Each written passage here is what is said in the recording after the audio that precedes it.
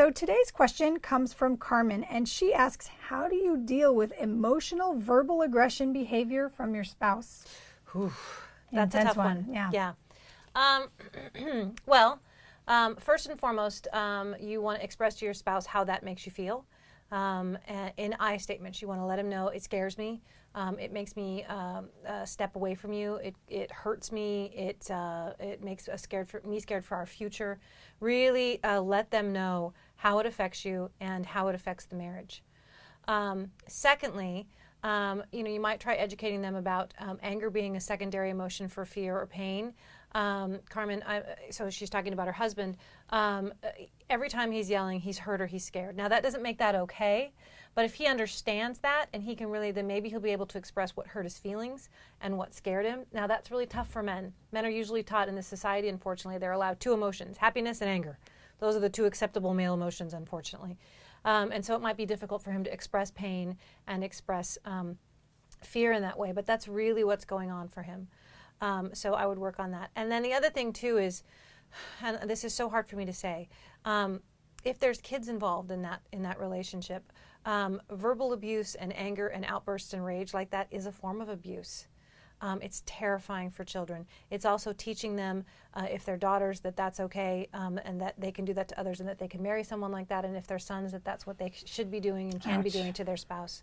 So, of course, I'm a huge supporter of marriage, but I would say that needs to get under control. It's not okay to keep kids in a relationship and stay in a relationship where there's a lot of verbal outbursts and anger and rage going on. It's just too scary and too overwhelming. So I know that's not such great advice. I would look into, of course, our system and what we have to offer, and see if making all of those changes what he's hurt and scared about. Maybe, that would make a difference in all the things that are making him unhappy. And after that, I would get a third party involved. I would definitely get a third party involved to help either in his own individual therapy to help him figure out where those old wounds come from. A lot of this stuff is old childhood stuff that's got nothing to do with her. Things that happened from his father, things that happened, maybe he was bullied in school. I can think of 1,000 reasons why he might act like this. And he needs to get in touch with what those are and really find out where that hurt and fear is coming from so he can get control of it and it won't control him anymore. Right. So. And how can she work on her boundaries? Yeah, it takes two people to have a fight, right? So I don't know if they're getting in arguments together, but I would say to her that she doesn't have to get in the ring. Not fighting with someone is not the same as giving in.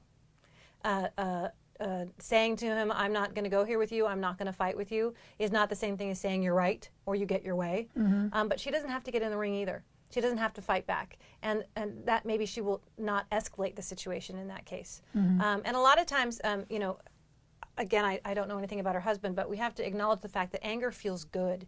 It's a safe righteousness, it's a release and it's an energy and it's a powerful, high emotion. And so sometimes people with anger issues will push the other partner to get into a fight so that they can have a fight and they can have that angry and they can have an excuse to feel that emotion. You'd think that it feels bad, and it does on some level, but it also feels good. We have to always acknowledge that. A good, righteous anger is a rush. So her not giving him that, her not getting in that ring, her not getting to the fight may help quite a bit in lessening that situation. But at the same time, I also don't want her to own her responsibility in that. Right. That oftentimes partners will say to them, I wouldn't have yelled at you if you had just done this. Right. That's the age old, I wouldn't have had to hit you if you'd cooked the meatloaf right. Right. Yeah, it kind of, it's a little creepy there. But that I don't want her to own his anger either. I want him to take responsibility for that and really learn how to control it. And it is a learned skill, and it is something that he can get a hold of, but he's probably going to have to do some work outside of the marriage. Right. Excellent. Thank you very much for your help today. Sure. If you'd like your question answered, please enter it in the comment box below. And if you haven't already, please sign up on our website to get more free marriage advice from Dr. Dana. Thanks so much for watching.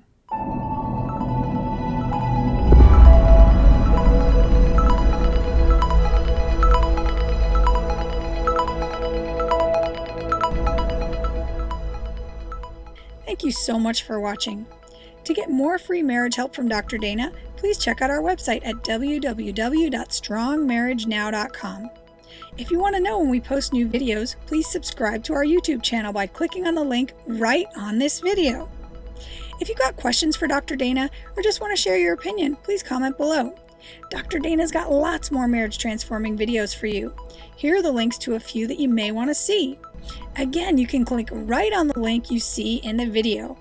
And finally, if you know of anyone else that needs help with their marriage, if there's anyone you care about that could benefit from some powerful relationship advice, please help them by clicking on the share button below this video or tell them about our website, www.strongmarriagenow.com.